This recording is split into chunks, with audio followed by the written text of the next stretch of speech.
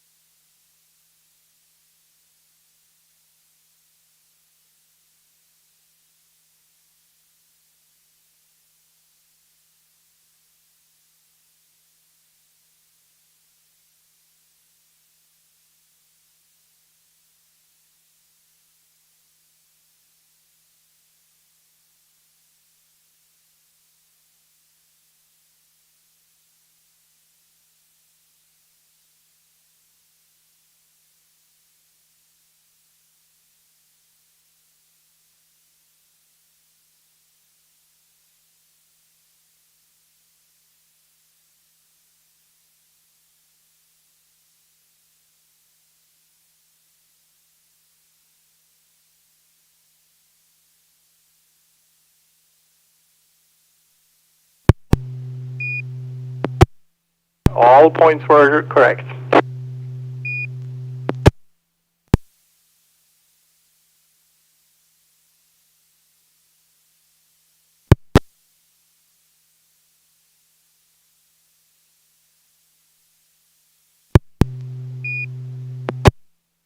Just one quick comment. I mean, I'm looking at that and thinking of how you would do that now, because I imagine the technologies have changed so much. If you were to figure out how to do a similar thing now, it'd be completely different. It'd be all computerized with probably no mechanical recording devices at all. No DVD, no CD, no tape, no records. It'd be probably all MP3s. And everything on a computer. Let me make sure I got tone here, so I'm going to let it drop and then do tone.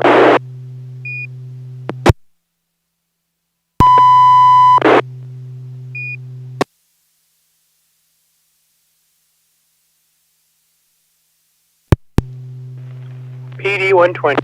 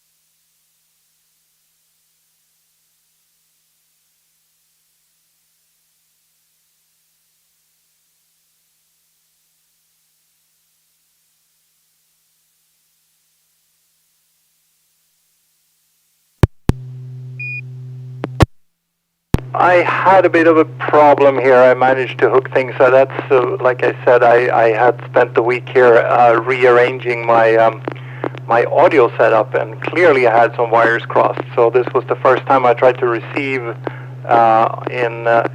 SSTV, and something was wrong, and I think I figured it out. But I can see it on YouTube. And I would agree with your assessment that the row of relays at the bottom kind of gives away that this has something to do with an antenna tuner. The fans obviously means that there's some significant power on the top board of these two, looks like stacked PCBs. It looks like at the bottom of the top one there is a row of maybe TO220 transistors, or again, gives away a significant significant use of power inside of this thing. So a lot of heat must be dissipated somewhere. So some form of amplifier device with an antenna tuner at the bottom is my wild guess there. K3REH, back to net.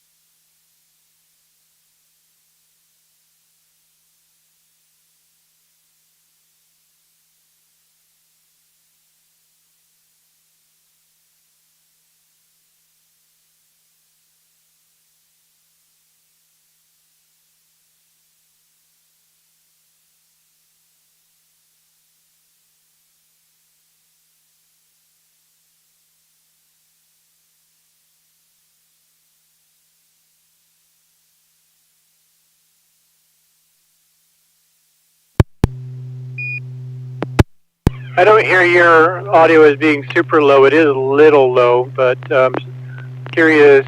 I don't have any trouble hearing you, so I'm a little curious what the YouTube site's like. I'm not on over on that side. This is all one circuit board, and this is, I think, a portion of the main circuit board in my Flex radio, my Flex 6500. I took it all apart to blow it out and clean the dust out of it a while back and took some pictures. The row of relays on the bottom that you can just barely see because you're seeing just the extreme upper edge of them. I don't know if that's for the low-pass filter or for the antenna tuner section. I don't remember what's down in that section, so I'm not sure. But it's switching a lot of one or the other. I mean, low-pass, you've got a low-pass filter for each band segment, and for an antenna tuner, you'd have a bunch of components being switched in and out, caps and coils also. It's probably a low-pass filter. I don't think the antenna tuner in the radio is on this board. This is the main board, and what you're thinking of as a row of transistors up on the top is not what you're seeing. There's a section here that's in an RF cage, so I'm assuming this is like the guts of the main, where the main processing for the radio is happening in it, and they're wanting to make it as quiet as possible. So they put it inside an RF cage. So that row across just below middle is a metal shield with fingers poking up that fit into the cover, and you also see a little bit of that in the extreme upper right and across the back. And I've pulled the cover off to look inside. Yeah, obviously we've got two fans. And those are the fans on PGA, which is basically a specialized type of chip or processor that does the digital signal processing. It processes the RF sampling and turns it into audio or to whatever. And that's basically the absolute guts of, I mean, the core of the radio.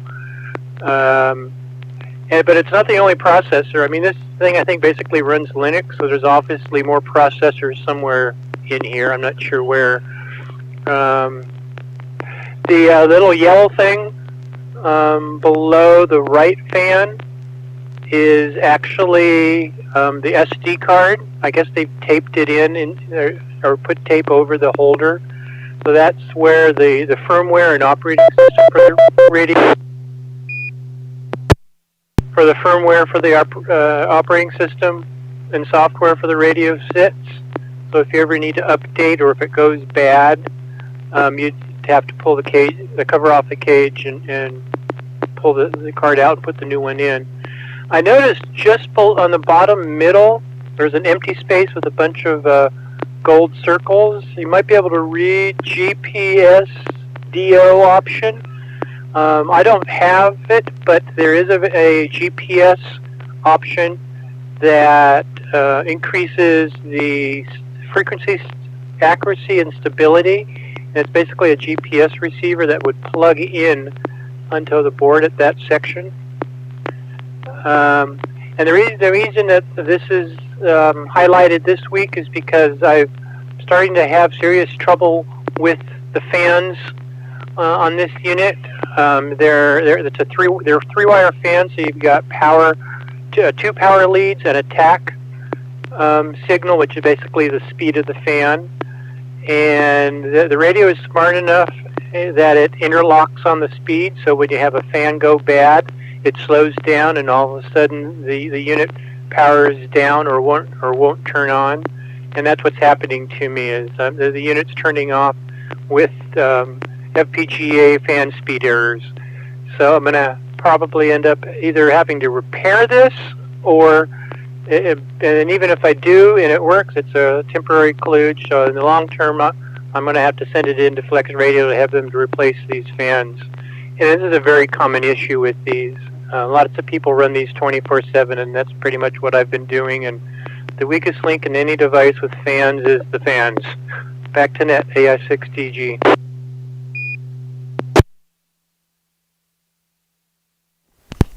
Well, I'm really sorry to hear about the fans, but our YouTube fans, I think they're doing much better. How's that?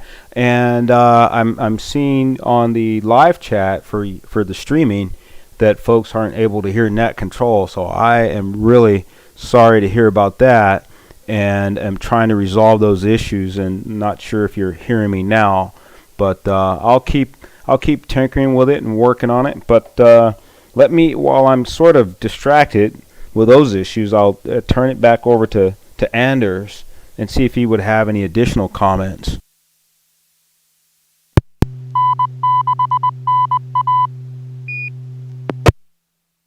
So the part that I can't really identify, maybe it's a little shield or maybe it's an Ethernet jack, but it seems like it's positioned weird. That's the grayish box almost in the center of the picture. Is that just an additional shield part, or what kind of part is that? I don't know. Is it just? I think you're talking about the one that's just left to the center and just right of the fan plug for the left fan. And all I see is a silver box. And I don't remember what that was. It's definitely not an Ethernet connector in the middle of a board. There's lots of components on here I'm not familiar with. This is not all standard stuff, but that kind of makes sense in a radio like this. It's going to use, well, it's going to use lots of specialty parts.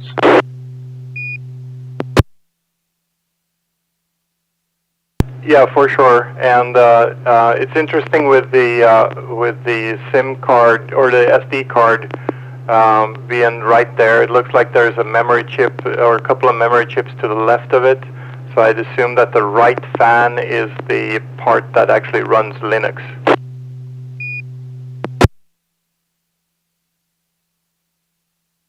You know, I'm not sure. I was thinking that there were two FPGAs in there. I suppose it could be that one of them is FPGA and the other one is the Linux processor.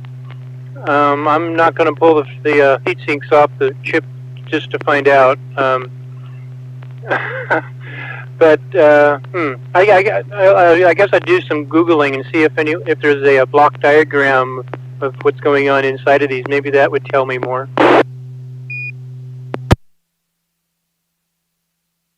Clearly an interesting product to look inside. So, yeah, thank you so much for sharing the picture. K3REH, back to net. All right, Anders and Joel, thanks for keeping that discussion topic going. I had to work through some audio issues, and now I'm hearing from Carol and Craig that, and thanks for the interaction. Thanks for the feedback out there, you YouTube viewers. I am going to make an attempt at doing an audio test, and I'm a little bit disoriented here with all the things that are going on with this setup. But I'm going to also, so I wanted some feedback from maybe, I'll ask Joel for some feedback on the audio test, and then I'll go ahead and see if I can transmit a picture. A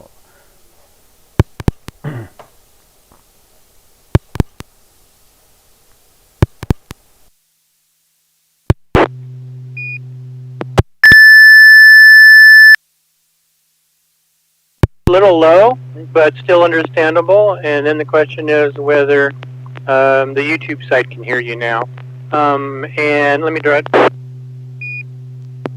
Yeah, I did just notice a component that I hadn't noticed before, a little mini 5-amp fuse that's plugged into a socket just below the center and a little bit to the right of the line of the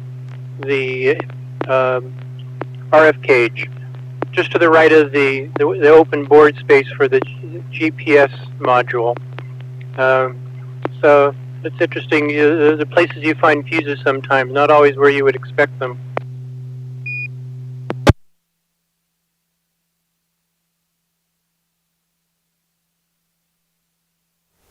Well, all right. Again, so thanks for sending that photo. It was great discussion, and I apologize. I was a little bit off my game there, but I'm going to, thanks for the signal check update. I got my tone out. I think I'm ready to transmit my photo, and I'll see if I can get it out PD 120. So stand by.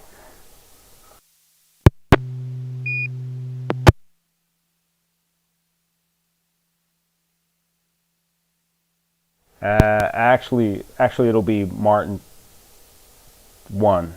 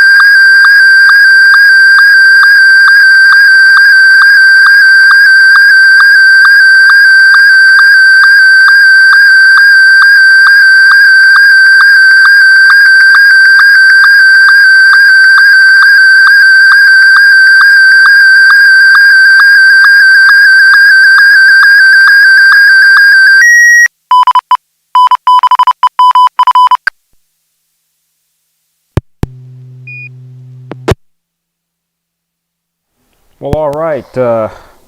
N6NA Net Control here has transmitted a photo, and I'll turn it over to Anders, K3REH. K3REH, go right ahead if you were able to copy.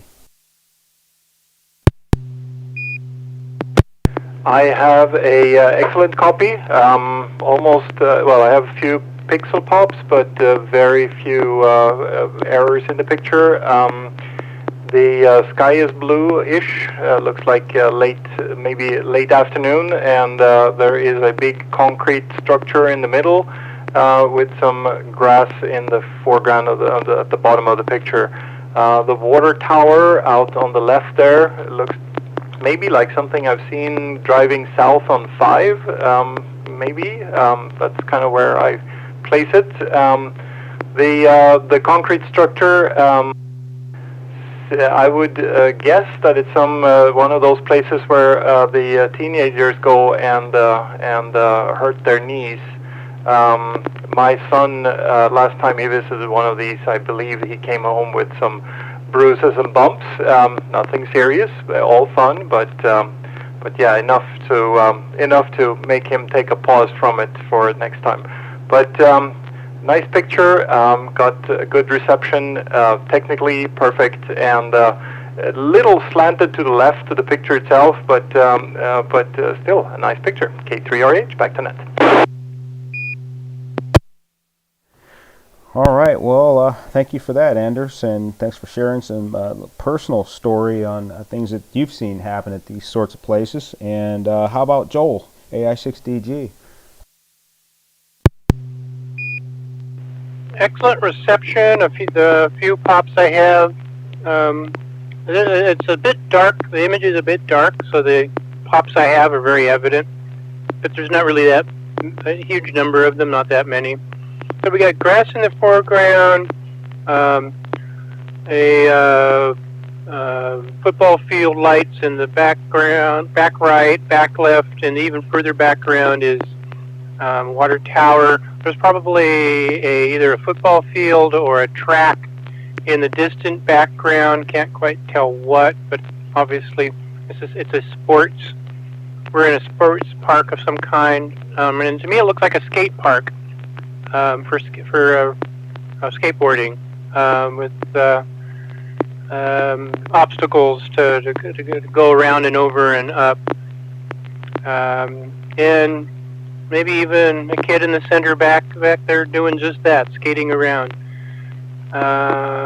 Looks like it was a nice day. I don't know where. Can't read the water tower. I don't know. They have stuff like this in Davis. Back to net, AI6DG.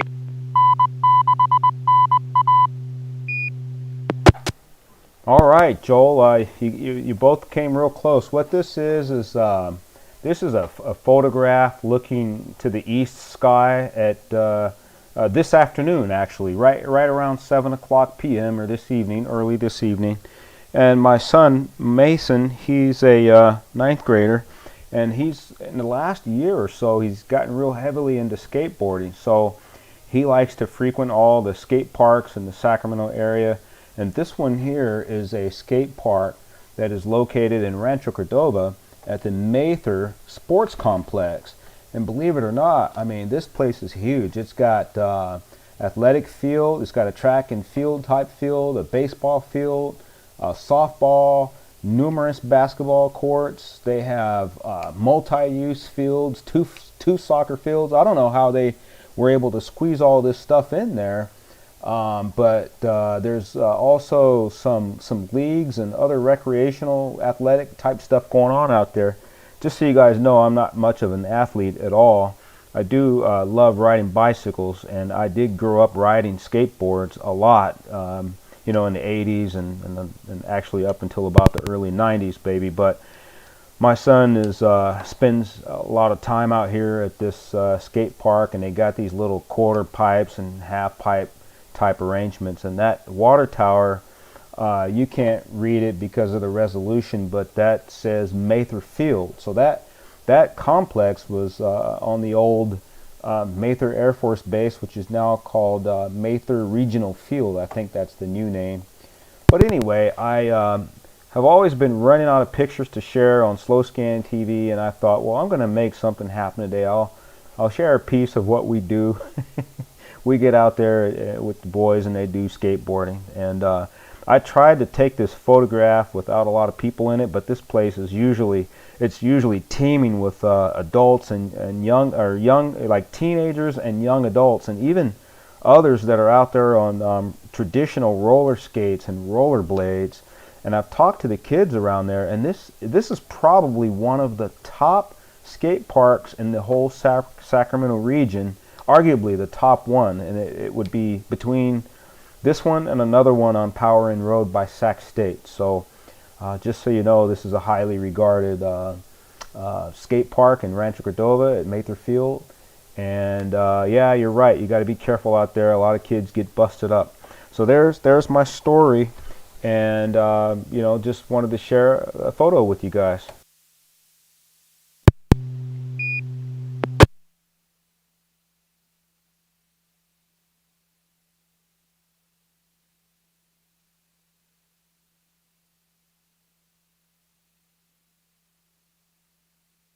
All right, well, if we don't have any follow-up questions or comments, I'll take a pause and see if we have any out there. I wanted to say again, special thanks to, I could see Carol out there. They're getting seeing some chat activity with Craig, Bruce, and Carol, and Alf. So, want to wish everybody a good evening out there from wherever you're dialing in.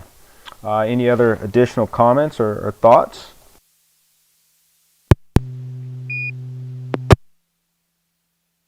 Just want to say thank you for taking care of the net. You're doing fantastic. You're getting things working, and technology is sometimes difficult, but you certainly is mastering it. So awesome job. Thanks.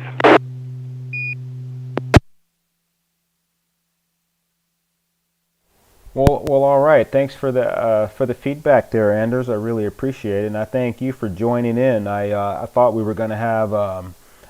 It just kind of felt like we weren't going to have much of a cast tonight, but I think we were able to light it up. So thank you very much, and thanks for checking in as well. So I guess what I can do at 9:47 p.m., I'll listen for one last check from Joel.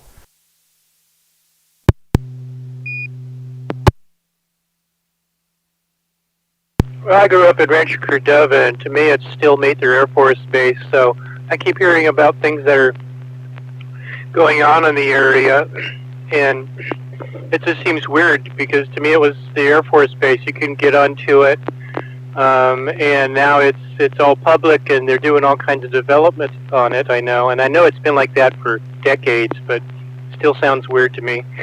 Progress. Back to net, AI6TG.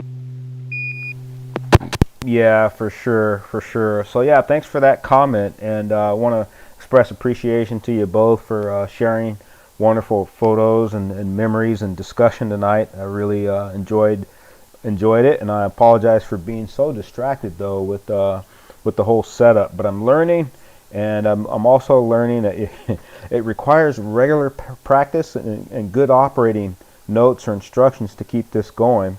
If you get away from it for a few days, it's easy to forget. So, but anyway, what I'll do is seek to close out the net, and I'll say, thanks to both Joel and Anders for participating in tonight's SSTV Net, and thanks going out to all the YouTube viewers and the folks that will be watching this in the future as a recording. And so we hope to see you again next Wednesday at 9 p.m. The net is officially closed at 9:49 p.m. This is Wilson, November 6 Echo Mike Foxtrot, wishing all of you a good evening. And Carol, we wish you good travels on your way back home. Travel safely. Have a good evening.